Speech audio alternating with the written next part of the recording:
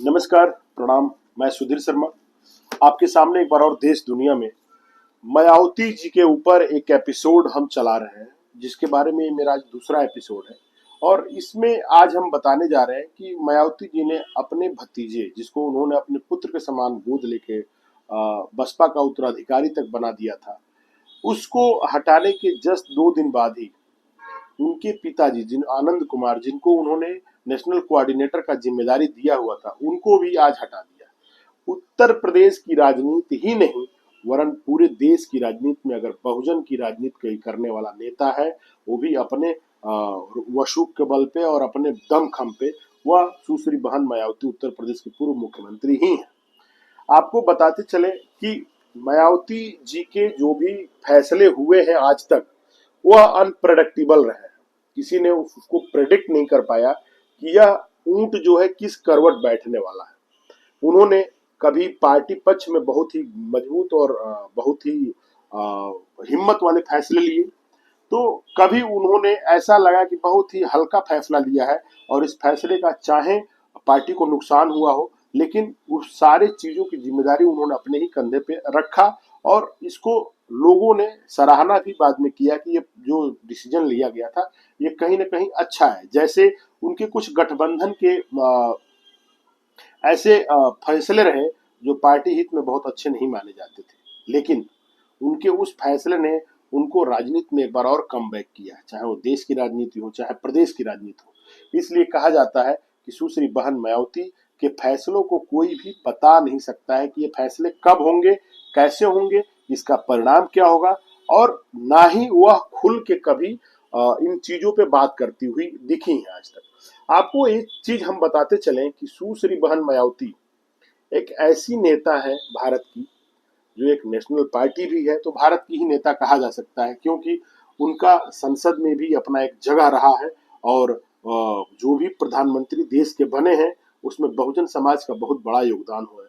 और बहुजन समाज के नेताओं की अगर फहरिस्त की बात की जाए, तो ज्योतिबा बाई फूले के बाद चंद्रशेखर आजाद, और चंद्रशेखर आजाद के बाद कांशीराम जी, सॉरी, ज्योतिबा राय फूले के बाद भीमराव अंबेडकर जी, और भीमराव अंबेडकर जी के बाद अगर कोई आया तो वो आए कांशीराम जी, जिन्होंने एक बहुजन मूवमेंट चालू किया और देश में एक सम्मान की राजनीति को चालू उन्होंने किया बहुजनों के लिए।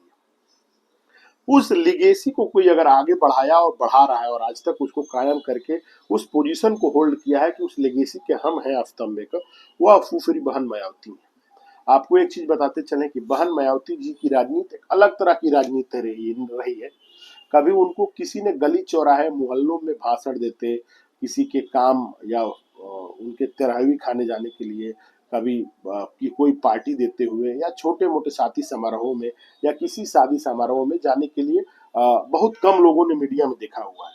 लखनऊ में एक दो बहुत पारिवारिक करीबी लोग हैं जिनके बाद चली गई अगर वो लखनऊ में प्रोग्राम हो तो, अदरवाइज प्रदेश के किसी जगहों पे उनका आना जाना बहुत फ्रिक्वेंटली, और इस तरह का छोटा मोटा एक्टिविटी करना उनको कभी देखा नहीं गया है।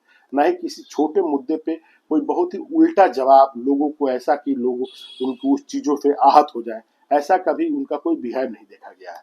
यानी कि एक बहुत ही प्रौढ़ और बहुत ही चतुर एक नेता के तौर पे, एक राजनीतिज्ञ के तौर पे उन्होंने अपनी छवि को बनाया हुआ है।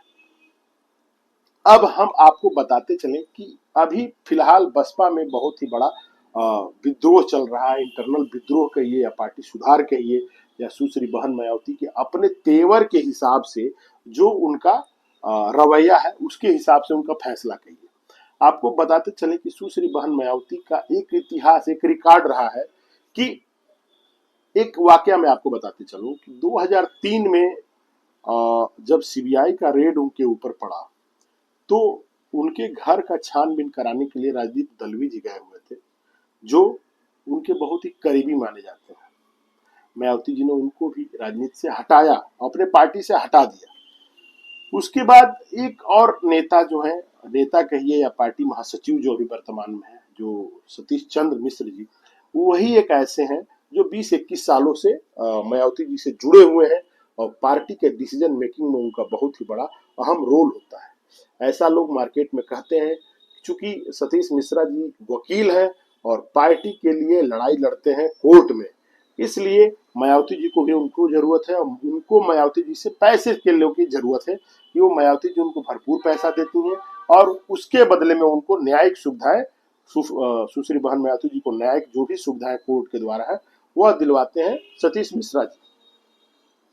इसके बाद उनका एक ऐसा भी मार्केट में यानी कि मीडिया में खबर है, परिवार के करीबी लोगों के बीच की बातें हैं कि सुश्री बहन मायावती जी का परिवार में भी ऐसा ही बिहेव है, यानी कि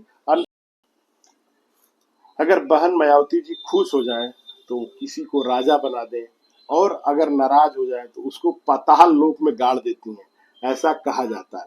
जैसे में तमाम नेताओं के साथ देखा जाता है कि उनको फर्श से उठा के अर्श तक ले गई, और बहुत सारे ऐसे नेता लोग हैं जिनको उन्होंने फर्श पे बैठा के उनको अर्श तक पहुंचा दिया और अर्श से फर्श तक ला दी। यानी कि उनके जो भी डिसीजन है उनकी अपनी मोनोपोली डिसीजन है, और वह डिसीजन के पीछे उनका दलील होता है कि हम यह बहुजन समाज के हित में लेते हैं।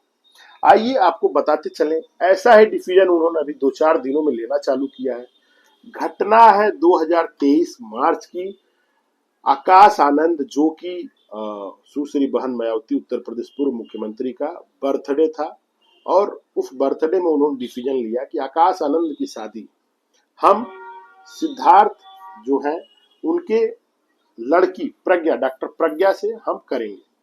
और यह पूरा सोल डिसीजन उनका रहा कि यह जो आनंद सिद्धार्थ हैं, अशोक सिद्धार्थ हैं, अशोक सिद्धार्थ की लड़की जो कि एक राज्यसभा सांसद भी है, उनकी लड़की जो डॉक्टर है लंदन में, उनसे अपने भतीजे की शादी हम करेंगे।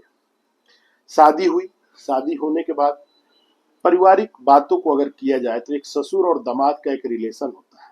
कहीं ना कहीं अशोक सिद्धार्थ को भी पता है कि यह पार्टी का जो उत्तराधिकारी है, आने वाले टाइम में यही पार्टी के उत्तराधिकारी होंगे, और उसके एवज में उन्होंने कुछ राजनीतिक टिप्स भी देना चालू कर दिया आकाश आनंद को। आकाश आनंद जी कुछ दिन पहले एक चौपाल के दौरान अपने समर्थकों को संबोधित करते हुए बोला हुआ था कि अगर हम भी चाहते हैं कि पार्टी में अच्छे काम किए जाएं, पार्टी अपने मेन एम से हट गई है और यह भटके हुए मुद्दाओं पे बात कर रही है। कुछ लोग ऐसे जगहों पे बैठे हैं जिनको अभी छेड़ना मुश्किल है, और उनको छेड़ने समय आने पे छेड़ा जाएगा। यह सोशल मीडिया में वायरल होने लगा, और यह घटना कहीं न कहीं मायावती जी को मिला है। मायावती के करीब रहने वाले लोगों को जब पता चला कि आकाश आनंद पार्टी के उत्तराधिकारी हो गए हैं, तो उनको लगा कि अब हम लोग का प्रभाव पार्टी से हट जाएगा, हम पदों से। तो उन लोगों ने भी आकाश आनंद के खिलाफ सुश्री बहन मायावती जी को भड़काना चालू कर दिया। लेकिन इसके होने के बावजूद उन्होंने इस चीज को मैनेज करते हुए कुछ दिनों तक चलाया। लेकिन बातें जब बढ़ने लगी तो उनके ससुर को निष्कासित करने के 18 दिन बाद उन्होंने वेट एंड वॉच किया। उनको लगा कि उनके भतीजे पे यानी उनके उत्तराधिकारी पे उनके भतीजे की पत्नी और भतीजे के ससुर का काफी अधिक प्रभाव है। यह देखते हुए उन्होंने सिद्धार्थ गौतम को हटा दिया, सिद्धार्थ आनंद को सीट से हटा दिया, और उनको नेशनल कोऑर्डिनेटर का पद छीन के उनके ही पापा आकाश आनंद कुमार को उन्होंने नेशनल कोऑर्डिनेटर और पार्टी महासचिव के पद पे एज वेल एज बने रहने दिया। उसके साथ उन्होंने एक और रामजी गौतम जी को भी नेशनल कोऑर्डिनेटर बनाया। लेकिन अभी 2 दिन ही बीते हैं, आकाश आनंद के जो पापा हैं आनंद कुमार, जो कि सुश्री बहन मायावती के छोटे भाई हैं और पार्टी महासचिव की हैसियत रखते हैं, उन्होंने आज अपना इस्तीफा नेशनल कोऑर्डिनेटर पोस्ट से दे दिया है। भाजपा समर्थित जितने भी लोग हैं वह लोग भी इस पे बात करना चालू कर दिए हैं, ठीक ना। और इस पे कांग्रेस के जो मसूद जी हैं वो भी अपना कमेंट रखे हैं कि हम अपने तरफ से इसका कंटेम करते हैं, यह गलत डिसीजन है मायावती का। और जो अठावले जी हैं उन्होंने तो आकाश आनंद को अपने तरफ ऑफर भी कर दिया है कि आप आके हमारे पार्टी में शामिल हो सकते हैं। कहीं ना कहीं यह हो सके जैसे चंद्रशेखर सुश्री बहन मायावती को एक दे रहे हैं, पटखनी दे रहे हैं सीटों को लेके और वोट को लेके, वैसे एक और उनके सामने खुल रहा है मोर्चा आकाश आनंद के तौर पे।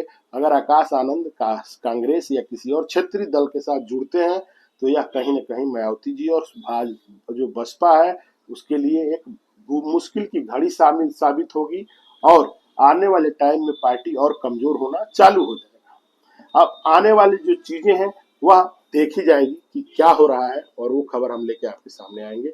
आपके सामने वंस अगेन मेरा प्रणाम। मैं सुधीर शर्मा देश दुनिया की तरफ से आपके सामने सच खबरों को लेके आता हूँ।